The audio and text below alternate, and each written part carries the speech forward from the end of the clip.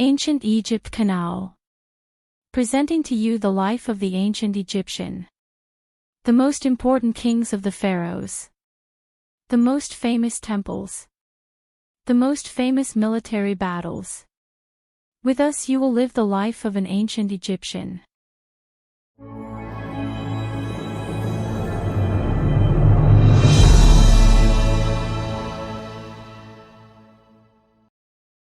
Fourth Dynasty. The Fourth Dynasty of Egypt ruled from 2613 to 2496 BC and is considered the golden age of the old state and Egyptian civilization as a whole. This dynasty witnessed the largest architectural renaissance in the construction of the pyramids completely, until its era was called the era of the pyramid builders. Its kings succeeded in improving the economy, trade, mining, and military expansion against the tribes of Libya and Nubia. Arts, culture, and religious thought flourished in its era as a result of stability and prosperity. The relative peace of the Third Dynasty provided the rulers of the Fourth Dynasty with an opportunity to explore more artistic and cultural endeavors. King Sneferu's building experiments led to the evolution from mastaba-style stepped pyramids to true pyramids with smooth sides, such as those on the Giza Plateau. No other period in Egyptian history matches the architectural achievements of the Fourth Dynasty. Every ruler of this dynasty, except Shebskaf, by building at least one pyramid to serve as a tomb or sarcophagus. The most important monuments of the Fourth Dynasty. Pyramid of Sneferu, Pyramid of Khufu, Pyramid of Khafre, Pyramid of Menkaure, Pyramid of the Great Sphinx, Tomb of Shepseskav. Today we will talk in detail about King Sneferu and the pyramids that he built, and we will talk in more detail about the curved pyramid. Please support us by subscribing to the channel and sharing the video with your friends so that we can provide you with a comprehensive study of ancient Egypt from the pre-dynastic era until the 30th dynasty and the end of the pharaonic state. The most important kings of the Fourth Dynasty. King Sneferu, founder of the Fourth Dynasty during the Old Kingdom. Estimates of the duration of his rule vary between 24 years and 48 years. His reign was characterized by the expansion of foreign trade, punitive expeditions, and mining expeditions. King Khufu. Pharaoh Khufu, the second king of the Fourth Dynasty, who followed Pharaoh Sneferu on the throne, and is likely to be his father. It is proven that his mother was Queen Hetepheres, whose tomb is located in the Giza cemeteries. He is credited with building the Great Pyramid on the Giza Plateau as a tomb for him, one of the 7 wonders of the ancient world. King Khafre. He is one of the youngest sons of Pharaoh Khufu, who lived and became famous during the 26th century BC. He is also the 4th king of the Fourth Dynasty that ruled Egypt during the period between 2575 to 2465 BC, as he succeeded his half-brother Jedefra in Al-Hakam, built the Middle Pyramid and built the Sphinx. King Menkaure. The 5th pharaoh of the Fourth Dynasty is the son of King Khafre, and his name means, long-lived with the power of Ra. He married Princess Camararneti II. The Turin Papyrus says that he ruled for 18 years, and this is more correct because his statues are not complete. He built the 3rd largest pyramid in Giza, and he built his pyramid next to the 2 pyramids of his father and grandfather, and the height of his pyramid was 66 meters, and his era of freedom was greater than the era of his father and grandfather. Shepseskav. King of Egypt for 4 years from 2500 to 2496 BC, from the Fourth Dynasty, he built a tomb for himself in southern Saqqara in the form of a mastaba with a sarcophagus on top of it, known as the mastaba of Pharaoh. Shepseskav was the son of the king from Khafre, and with us his name is, whose soul is noble, and scientists believe that he was the last pharaoh of the Fourth Dynasty. King Sneferu. According to Manetho's history, Sneferu ruled for 26 years, and the Turin Papyrus mentioned 24 years.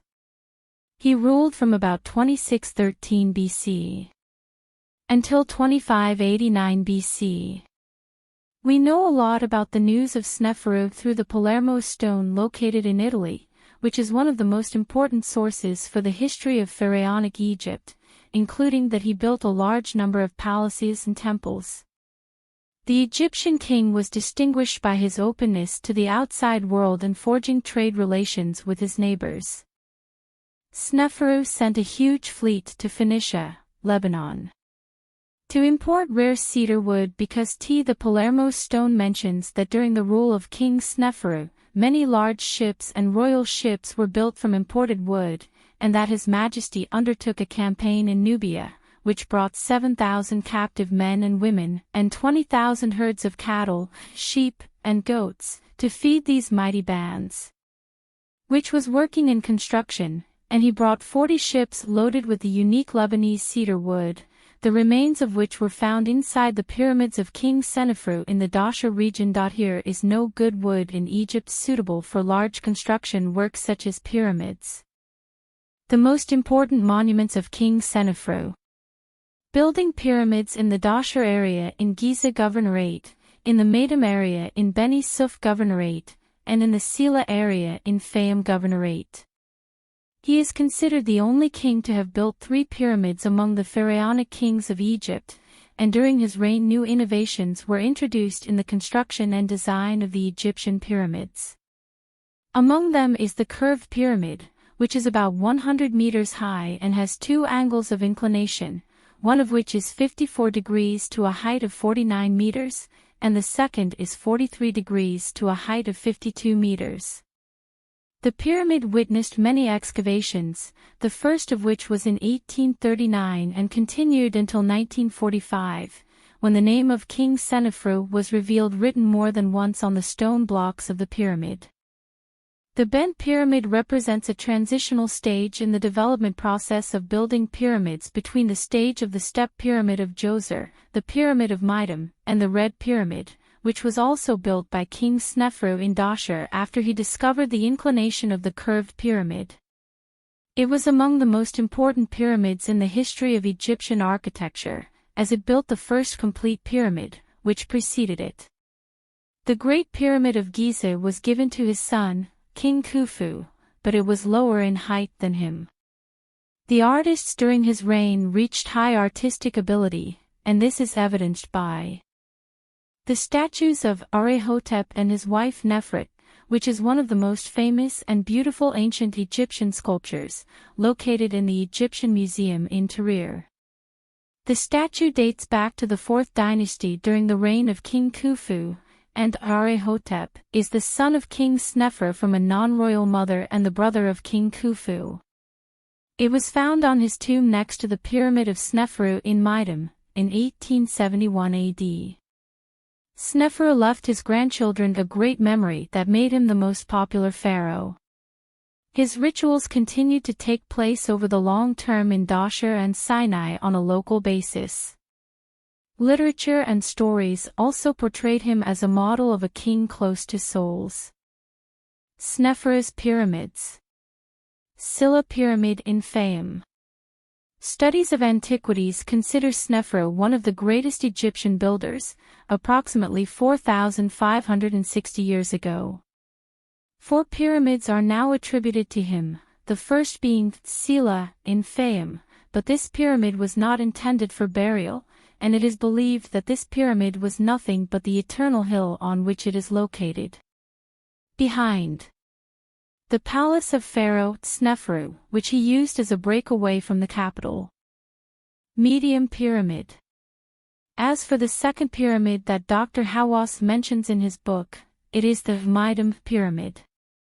For an unknown reason, Sneferu left it unfinished, but the author returns again to point out that perhaps King Sneferu returned again to complete that pyramid, after building the Red Northern Pyramid, in order to become a pyramid, but it seems that he died before that, so it is believed that this pyramid undoubtedly represents the end of King Sneferu's rule when he completed it. Bent Pyramid.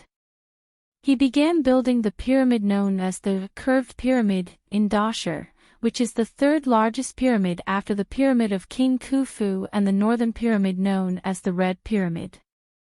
Its height is 98 meters, and it is the first pyramid built in this curved shape after the step pyramid of Djoser. Red Pyramid. As for the fourth and final pyramid, it is the Red Pyramid, which is considered the first pyramid to be built in its correct shape in Egypt. Its name, red, is due to the red layer of rust that tops its stones. It is the third largest Egyptian pyramid after the pyramids of Khufu and Khafre, which were built later in the city of Giza. The Red Pyramid was at the time its construction is the tallest stone building in the world. The most important works of King Sneferu. Bent Pyramid. The Leaning Pyramid of Sneferu is one of the pyramids of Egypt and one of 3 pyramids built by Pharaoh Sneferu. The work on building the Leaning Pyramid took 14 years, and the Bent Pyramid is the third largest pyramid after the Pyramid of King Khufu and the northern Pyramid of King Sneferu, known as the Red Pyramid, as it is 98 meters high. And it is the first pyramid built in this curved shape after the step pyramid of Djoser. The height of the pyramid is about 121 meters, and the length of each side at its base is about 188.1 meters. The pyramid has 2 angles of inclination. The first is 54 degrees, up to a height of 49 meters, and the second is 48 degrees, up to a height of 52 meters. The pyramid has 2 entrances, the first on the northern side, at a height of 12 meters, leading to a long descending corridor. 79.5, from it to a transverse hall with a trussed roof, and from it to an irregular corridor, the right side of which leads to the western entrance of the pyramid, while the left side leads to the burial chamber with an incomplete ceiling, in which there are wooden supports made of cedar wood imported from Lebanon. Why is the pyramid called a tilted pyramid or a curved pyramid? It was decided to build the curved pyramid at an angle of 54.31, then the engineer changed the angle to 43.21, after the pyramid reached 49 m. If he had continued to build the pyramid at the same first angle, the height of the pyramid would have been greater than expected. The pyramid engineer noticed that the interior walls it was already cracking, and the base of the pyramid could not bear this weight as a result of the loads, and the change in the shape of the building came against the wishes of the royal Egyptian engineer. King Khufu. King Khufu is one of the most important and famous kings of ancient Egypt. He was known for his achievements, the most prominent of which is the Great Pyramid, which is considered one of the 7 wonders of the world. King Khufu came after his father, King Sneferu, as the second king of the Fourth Dynasty, and no king has achieved as much fame as King Khufu. The Turin Papyrus limited his reign to 23 years. Khufu had many male sons, but the most important of them were Khafre, Khafre, and Horjadaf. His personality was also linked to the story of his pyramid, as some believe that Khufu, in building this miraculous pyramid, subjected his people to this work, and therefore he was an unjust king, as Herodotus narrated, that building the pyramid took 20 years of oppressing the people, and that the upward path took 10 years, meaning the total is 30 years. But the truth is that the work on the pyramid was done by about 100,000 workers annually over a period of 30 years. They were working only in the 4 months of the flood, as agriculture was the main craft of the ancient Egyptian, and thus he provided his people with opportunities to work when there was no work, and accordingly King Khufu is the first king to ensure his people against unemployment. The papyri also indicated an important fact, which is that the workers who participated in building the pyramid did so voluntarily. Whereas, according to the ancient Egyptian belief, the king was the person who would guarantee after death the fate of his subjects in the afterlife, and he must satisfy the subjects of the king in various ways so that they may receive his company in the afterlife, and therefore, it is no less necessary for them to participate in building a pyramid for him. One of the most important works of King Khufu was the construction of the Great Pyramid in Giza, which is considered one of the 7 wonders of the world. Khufu's ship, an ancient Egyptian pharaoh's boat that was buried inside his funerary pyramid. It has been 65 years since archaeologists stumbled upon the ship inside the Great Pyramid of Giza. The wooden ship dates back 4,600 years and is said to be so well designed that it would still be seaworthy if it were to sail again on the Nile today. Although the actual purpose of the boat remains a mystery, historians believe that it was placed inside the pyramid for Pharaoh Khufu, who was buried there. The boat is sometimes called the Sun Boat. Behind this name is an opinion that says that it was placed inside Khufu's burial chamber to allow the pharaoh to sail across the heavens after his death in the company of the sun god Ra. He then discovered a row of stone blocks covering a hole in the ground, which contained a series of carefully arranged cedar planks as well as ropes and other parts needed to rebuild the ship. However, it was not known at the time how the ancient Egyptians constructed their ships, forcing restoration experts to start from scratch in order to study shipbuilding. After more than a decade, experts were able to fit 1,224 pieces into the 44-meter boat. The boat is on display for visitors inside the Boats of the Sun Museum in Giza, next to the Great Pyramid. It is noteworthy that archaeologists also discovered another dismantled ship inside the pyramid and began assembling its pieces again in a year. Pyramid of Khufu. Everyone knows the Pyramid of Khufu, but only a few know the secrets of this only remaining wonder among the 7 wonders of the world. Therefore, together we will learn about many of the secrets of the largest building on earth. King Khufu, owner of the Great Pyramid. King Khufu built his Great Pyramid in the year 2580 BC. Construction continued for 20 years, and the construction of the pyramid ended in the year 2560 BC. About 20,000 to 30,000 workers, builders, surveyors, and architects participated in the construction, and they were able to build 5,900,000 tons of stones divided into blocks of stones.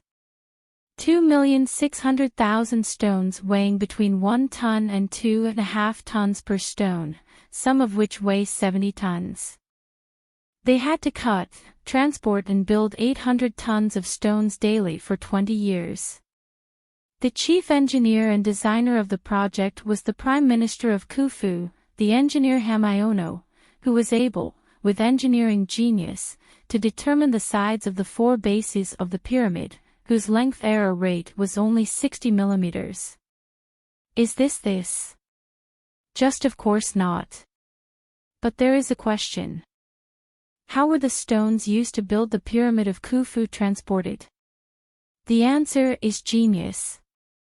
The workers used to cut the huge stones in place in Aswan, 800 kilometers away. Then they would bring huge tree trunks or greased supports, place them under the stone, and tighten the stone with ropes, making it act like a huge bolt. Thus, whenever the stone moved on the bolt, they would bring other logs and place them in front of the first trunk, and then so on until the stone reached to a ship waiting for him on the Nile, whose mission is to transport the stone to Giza. But how did they transport the stone from the Nile to the building site, which was 5 miles away from the river? The genius of their thinking led them to build a water canal extending from the Nile to the Giza Plateau, where the pyramid was built, through which ships carrying 800 tons travel every day. But how were these heavy blocks of stone lifted and placed in the place they are now? They built huge stairs and covered these stairs with wax until they became solid. Then they pulled the stones up and placed them in their correct place. Thus, as they rose in the building, they repeated the same thing until they completed the building. After completing construction, they painted the pyramid with white limestone, making it bright white, but over time this outer layer eroded and the shape became as we see it now. Now, dear reader, we turn to describing the Pyramid of Khufu from the inside. Entrance to the Pyramid of Khufu from the northern side. Have you accessed it before? I honestly doubt it. In any case, if you have the opportunity to enter one day, you will find a descending corridor in front of you, and 28 meters away, there is an opening behind it, an ascending corridor behind it. Let's start with the downward corridor. Downward corridor. This corridor is 105 meters long at an angle of inclination of 26 degrees. After that, the corridor levels off and you walk a distance of 9 meters. You will find in front of you the lower chamber of the pyramid, or the so-called rock chamber, which is located 70 meters underground. The rock room is uneven, by the way. Do you remember the ascending corridor? Let's go back to it. What you see will amaze you. We will walk up 39 meters until we reach the large hall. The large hall is located parallel to the ascending corridor, and it is twice the width of the corridor, but its height is enormous, as its height is estimated at about 8.5 meters and its length is 46 meters. I will reveal to you a secret that they recently discovered. They discovered a huge cavity directly above this hall, similar in size to it, but it is completely different from the rooms. Reducing the weight in terms of space, and suspicions are swirling that this cavity may be the burial chamber in which Khufu is located, and that the king's chamber containing the royal coffin is nothing but a trick to divert the eyes of thieves from this chamber. But they have not discovered a way to enter this cavity yet, and even in the near future they will not be able to do so. Waiting. Do you see this corridor? It is a corridor 6 meters and 80 centimeters long. If we cross it, we will reach the king's chamber. Come, we will cross it, and here we are in the king's chamber. King Khufu's room. This stone coffin is the only thing left of Khufu's treasures after all the treasures were looted by thieves. There are 2 small openings on the northern and southern sides that lead to 2 small tunnels, the end of which is at the top of the pyramid, one overlooking a southern star or constellation and the other overlooking a northern star or constellation. Some researchers believe that this has something to do with ancient Egyptian beliefs. Come back to the ascending corridor. We will see something new. Here we are at the beginning of the ascending corridor. Do you see this horizontal corridor?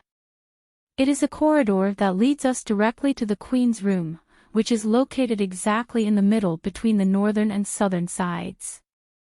By the way, the Queen was never buried here. The Queen's room is a cavity with a dead-end corridor behind it. No one knows more than that. We have finished the trip to the Pyramid of King Khufu, and I am waiting for you on another trip. With your support, we will continue our journey to the world of ancient Egypt, and in the next video we will continue our journey to the rest of the kings of the Old Kingdom, and we learn about their personalities and their most important deeds. Don't forget to subscribe to the channel and share the videos with your friends. Thanks for following.